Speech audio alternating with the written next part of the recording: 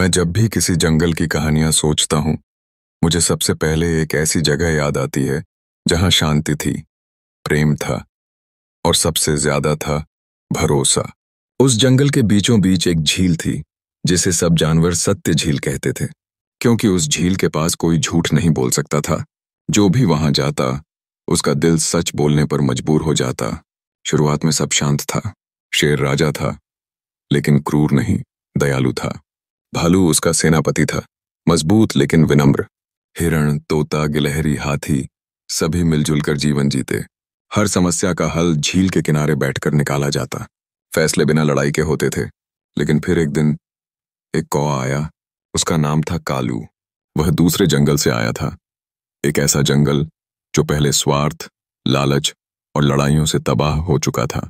कालू ने देखा कि यहाँ का जंगल तो शांत है, लेकिन शांति उसे पसंद नहीं थी। वो सोचने लगा, अगर यहां भी भ्रम फैलाऊं तो सब मुझसे डरेंगे, और मैं राजा नहीं तो राजा जैसा तो बन ही जाऊंगा। और साजिश शुरू हुई। कालू ने सबसे पहले तो झील के पास जाना बंद कर दिया, क्योंकि वहां सच बोलना पड़ता था और सच से उसे डर लगता था। वह शेर के पास गया और कहा, भालू आजकल तुम्हारे नाम पर आदेश दे रहा है। वो खुद को राजा समझता है। फिर वह भालू के पास गया और कहा, शेर ने अब तुम्हें पुराने जमाने की चीज समझ लिया है। उसने तोते को नया सेनापति बनाने की सोची है। अब जंगल में डर दौड़ रहा था और भरोसा थम गया था।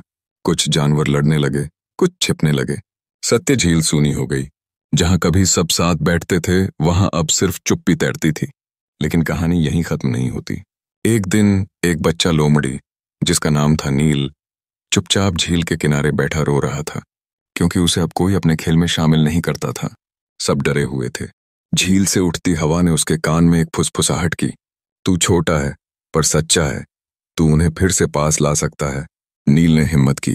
वह सबसे पहले शेर के पास गया और बोला, राजा जी, चलिए एक बार झील के पास चलते हैं और सबको वहां बुलाते हैं। कोई लड़ाई नहीं, सिर्फ सच। शेर ने सोचा, क्या खोने को रह गया है।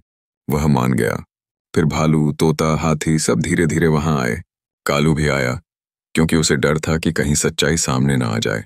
फिर हुआ वो जो इस जंगल में कई महीनों से नहीं हुआ था। सभी ने एक साथ झील की ओर देखा।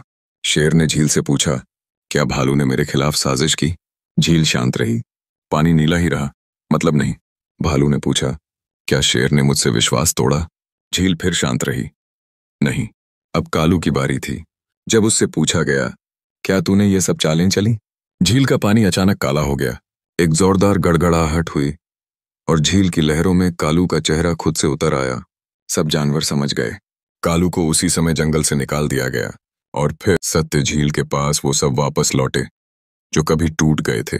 अब नील सिर्फ एक लोमड़ी नहीं था, वो गौरव था उस जंगल का।